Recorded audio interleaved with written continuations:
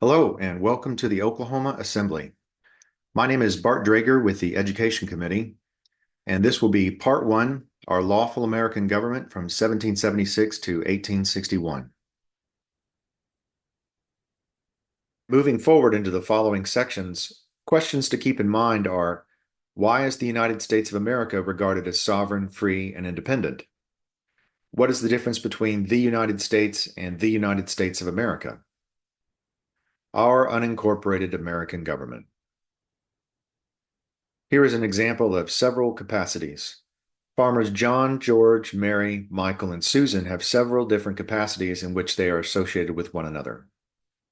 They have joined together in the Farming Lands Association to collectively represent their land interests. They have associated together in the interest of their water rights. They are all members of the Farmers Co-op, which negotiates on their behalf with distributors to secure better prices with grocery stores. And they are also officers in an incorporated company called the Farmers Machine Co., which was chartered to negotiate better prices for their tractor maintenance plans. In each association, they are delegating different powers or rights to that particular group. The capacity they are acting is determined by which rights they are exercising.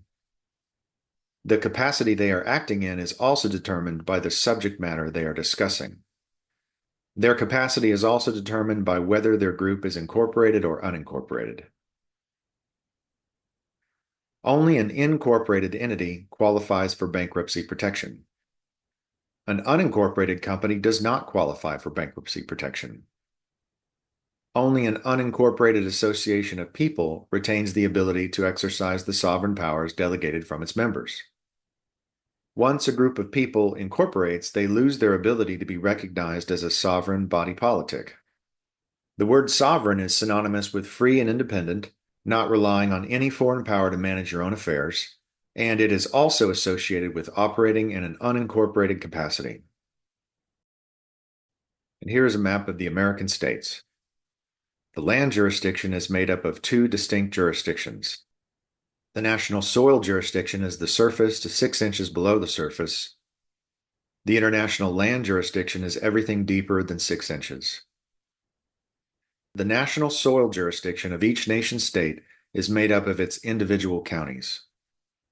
Each county has its own jurisdiction inside its border.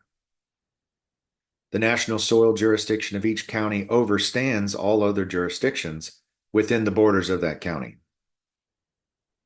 The fundamental sovereign instrumentality of the American states is operated on the national soil jurisdiction.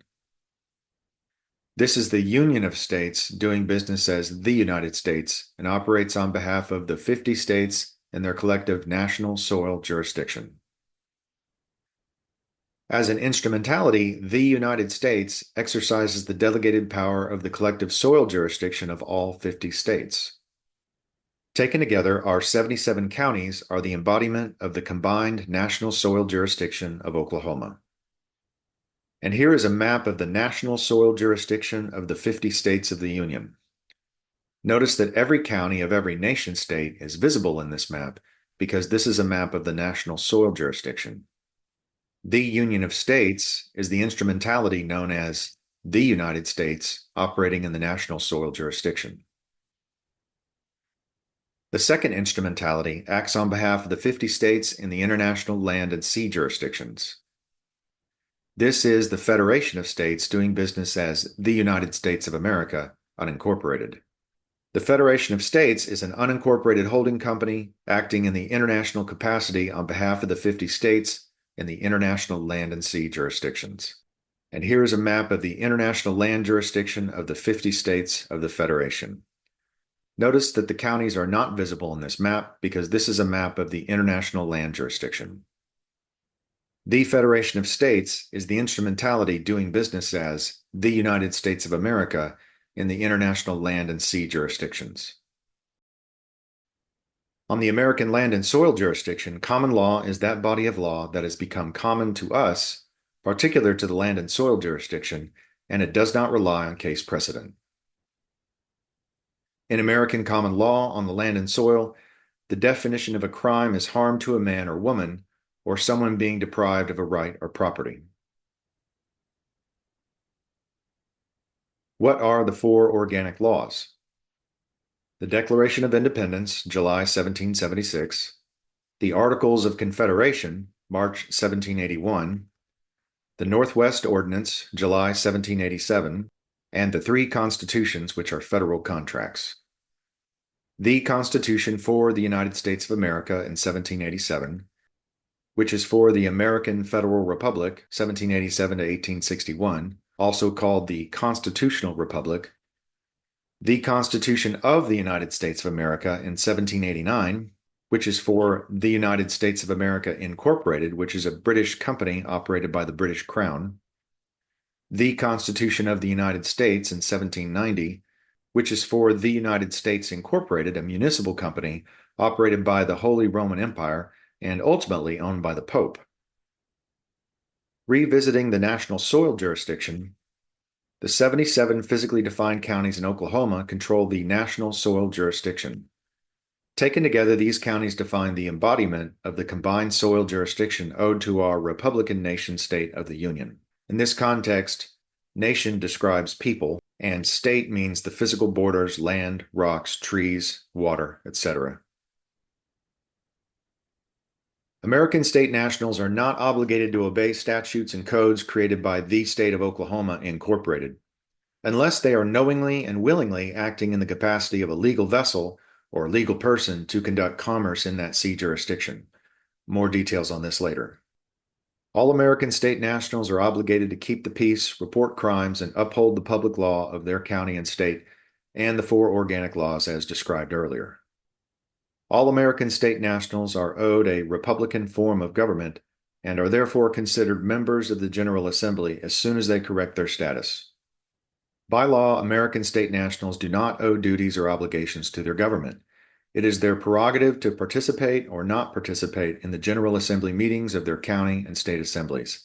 However, it is generally expected that American state nationals will choose to participate or serve as state citizens. It's also important to remember that each county assembly administers the national soil jurisdiction within its borders. Therefore, that county's jurisdiction is superior to all other jurisdictions inside the borders of that county. Because each county assembly government is the superior local authority for that county, the unincorporated county sheriff is the supreme elected peacekeeping official. The county sheriff is a peacekeeping official elected by the people of that county and exercises the power of that public office in his unincorporated capacity to protect the people, their rights, and their property. The sheriff upholds the four organic laws, the common law, and the public law. Because the national soil jurisdiction overstands all other jurisdictions, the sheriff peacekeeping official overstands all other elected officials and hired law enforcement officers on the land, soil, sea, and air jurisdictions within the borders of that county. Due to the strategic power of each county's soil jurisdiction, the county assemblies are prohibited from engaging in international trade across state borders. Instead, the counties use their own state assembly as an interface with other states and foreign nations in the international land jurisdiction. With this arrangement, each state assembly conducts business in the international land jurisdiction, effectively providing a firewall for international trade for its counties. This isolation of the superior soil jurisdiction of each county was created to protect them from foreign influence and to build a cohesive and defensible nation-state. Without this protective firewall structure, each county could split off and ally itself with any foreign government it chose, and our country would become a hodgepodge of over 3,000 disparate county nation-states, each functioning under different laws and warring with each other. Because of the superior exclusive jurisdiction of each county court is a superior court. When an American holds a court of record using the services of his General Assembly courthouse, his court is a superior court with superior concurrent general jurisdiction. Property rights are the highest right a man or woman can have in common law. When a man or woman holds court to enforce a right or property, it is the highest court in the land. Each state assembly has a General Assembly, a Jural Assembly, Militia Assembly, and International Business Assembly. Each state assembly's International Business Assembly operates a state-of-state company in commerce. The Oklahoma International Business Assembly operates the state of Oklahoma. The Texas International Business Assembly operates the state of Texas. The Arkansas International Business Assembly operates the state of Arkansas, etc. And here is a diagram for your Republican form of government.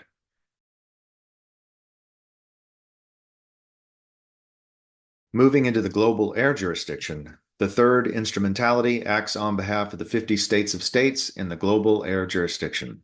Because these states of states are all incorporated businesses operating in the global air jurisdiction, these are referred to as inchoate or insular states, meaning that they are not defined by physical borders but exist only on paper in the global air jurisdiction. The main thing to remember is that each of these companies is operated by an American state with standing on the land jurisdiction. This is an important distinction. This is the Confederation of States doing business as the States of America. In this association, all of the state businesses combine their collective global powers into one Confederation of States. The Confederation of States acts in the global capacity on behalf of the 50 states in the global air jurisdiction. And here is a map of the global air jurisdiction of the 50 states of the Confederation. And here you can see the state of Oklahoma, the state of North Dakota, the state of Oregon, the state of Texas, the state of Alabama, and the state of Maine as examples. The Confederation of States is doing business as the States of America in the global air jurisdiction. Looking at the three instrumentalities and capacities, every state national has the right to manage his own affairs and therefore has the sovereign, unincorporated power to operate on the national soil jurisdiction, conduct international trade on the international land jurisdiction, operate vessels in commerce in the sea jurisdiction, and operate entities in the global air jurisdiction. Because of its sovereign members, each state assembly operates as an unincorporated sovereign body, also known as a lawful person. Each state assembly can therefore operate in those same capacities and has superior concurrent general jurisdiction over the land, soil, sea, and air jurisdictions. For their mutual benefit and protection, the 50 state assemblies have also associated themselves together according to their particular capacities: land, soil, sea, and air. And here is a map showing those three instrumentalities and capacities. The Union of States is doing business as the United States, and it operates in the national capacity on behalf of the 50 states on the national soil jurisdiction. The Federation of States is doing business as the United States of America, unincorporated, and it operates in the international capacity on behalf of the 50 states in the international land and sea jurisdictions. The Confederation of States is doing business as the States of America, and it operates in the global air capacity on behalf of the 50 states in the global air jurisdiction. Each instrumentality is concerned with the exercise of powers associated with a particular capacity or jurisdiction. And here is a timeline of our American government. And feel free to pause this if you want to take a closer look at each item. July 4th, 1776, the United States is established on the national soil jurisdiction. September 9th, 1776, the Federation of States is created. In 1781, the Confederation of States is established via the Articles of Confederation. And moving forward into the federal subcontractors, in 1787, the Federation of States made a contract with the Confederation of States to operate the American Federal Republic, also referred to as the Constitutional Republic. The name of that contract was the Constitution for the United States of America. In 1789, the Federation of States made a contract with the British Territorial company called the United States of America, Incorporated. The name of their contract is the Constitution of the United States of America. In 1790, the Federation of States made a contract with the United States, a papist municipal government owned and operated in the global air jurisdiction by the Holy Roman Empire, and the name of that contract is the Constitution of the United States. To help keep all the jurisdictions straight in our minds, all the jurisdictions in red are the land and soil jurisdiction, and the States of America is operated in the global air jurisdiction, so it has a white background. And all the instrumentalities with the blue background are operated in the sea jurisdiction, or in the case of the states of America, it's the land and the sea jurisdiction. And because the municipal government is operated in the global air jurisdiction, it also has a white background. Revisiting the 5 main jurisdictions, the national soil jurisdiction is the top 6 inches, and underneath it is the international land jurisdiction. And then there's the maritime jurisdiction and the admiralty jurisdiction, which are part of the sea jurisdiction. And then the global air jurisdiction is over the national soil and the sea jurisdiction. Here is that map of the national soil jurisdiction with all of the counties visible. The Union of States doing business as the United States. And here is a map of the international land jurisdiction, the Federation of States doing business as the United States of America, unincorporated. And then in the global air jurisdiction, you have the state of Alabama, the state of Texas, the state of Oregon, the state of Maine, the state of Oklahoma. And all of these states are members of the Confederation of States doing business as the states of America. And this is a different way to look at the structure of our American instrumentalities. And feel free to pause the video to take a closer look at each group. First, there is the Union of States doing business as the United States in the national soil jurisdiction, and this is where people use that political status of American state national. The next one is the Federation of States doing business as the United States of America unincorporated, and it holds the international jurisdictions. And this is where state nationals choose to accept the duties and obligations to operate as state citizens. Notice that state citizens are people with a capital P, and state nationals are people with a lowercase p, or the people at large. State nationals are private persons, and state citizens are lawful persons. Then there's the Confederation of States doing business as the states of America in the global air jurisdiction. Notice that in the national soil jurisdiction and also the international jurisdictions, the states are referred to as Virginia, Maine, or New York. But in the states of America, the states are referred to the state of Virginia, the state of Maine, the state of New York. And these are the top 3 American instrumentalities that make up our American government. And here is the federal subcontractor government. This is the American Federal Republic, also known as the Constitutional Republic, doing business as the States of America. The name of the contract or constitution for this instrumentality is the Constitution for the United States of America. The next instrumentality is the British Territorial Government doing business as the United States of America Incorporated, and it is run like a democracy. The name of the contract or constitution of this instrumentality is the Constitution of the United States of America. And the last instrumentality is the Papist Municipal Government doing business as the United States in 1790. The name of the contract or constitution of this company is the Constitution of the United States. It's also important to remember who owns and operates each instrumentality.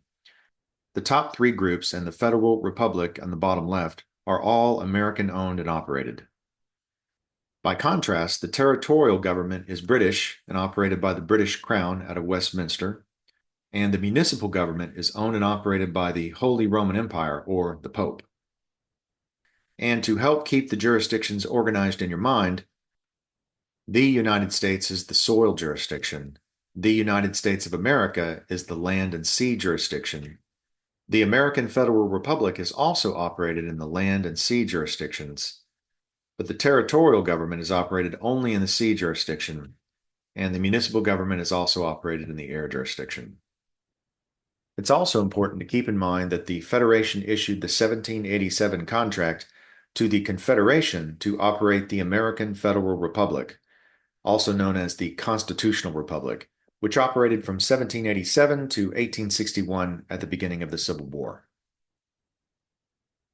Keeping track of the contracts, the name of the American Federal Republic is the Constitution for the United States of America. The name of the contract for the territorial government is the Constitution of the United States of America. And the name of the contract for the municipal government is the Constitution of the United States. And as a supplement, here is a similar chart with even greater detail. And it shows the 3 branches of the American government and greater detail for the three branches of the federal contract government. The word federal here being an archaic word for contract. Both of these charts can be found on the website okassembly.org at the bottom of the educational page. Comparing a republic to a democracy. A republic is that form of government which exists to protect the rights of the individual. A democracy is that form of government which is ruled by the will of the majority. To give more context for the difference, here is a quote from The Two United States and the Law by Howard Freeman. Law is the collective organization of the individual right to lawful defense. It is the will of the majority, the organization of the natural right of lawful defense. It is the substitution of a common force for individual forces to do only what the individual forces have a natural and lawful right to do. To protect persons, liberties, and properties, to maintain the right of each, and to cause justice to reign over us all. Since an individual cannot lawfully use force against the person, liberty, or property of another individual, then the common force, for the same reason, cannot lawfully be used to destroy the person, liberty, or property of individuals or groups. Law allows you to do anything you want to, as long as you don't infringe upon the life, liberty, or property of anyone else. Law does not compel performance. Today's so-called laws, ordinances, statutes, acts, regulations, orders, precepts, etc., are often erroneously perceived as law, but just because something is called a law does not necessarily make it a law. There is a difference between legal and lawful. Anything the government does is legal, but it may not be lawful. Equity is the jurisdiction of compelled performance for any contract you are a party to, and is based on what is fair in a particular situation. The term equity denotes the spirit and habit of fairness, justice, and right dealing which would regulate the intercourse of men with men. You have no rights other than what is specified in your contract. Equity has no criminal aspects to it.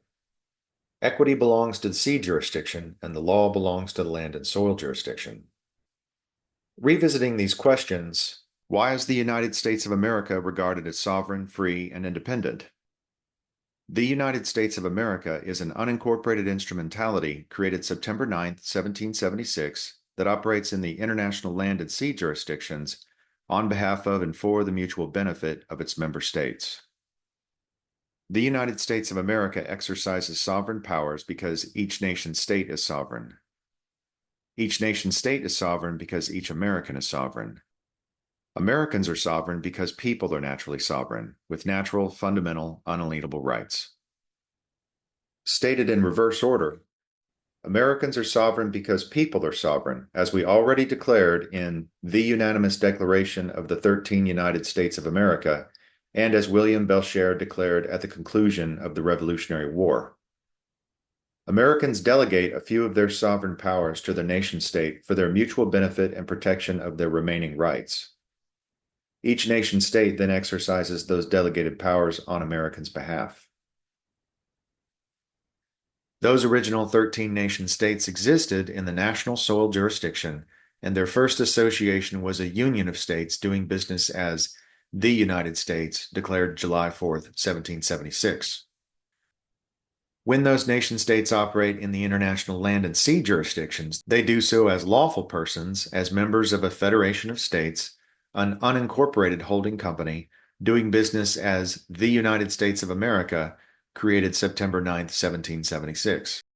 The United States of America is an instrumentality which lawfully exercises the sovereign delegated powers of its member states.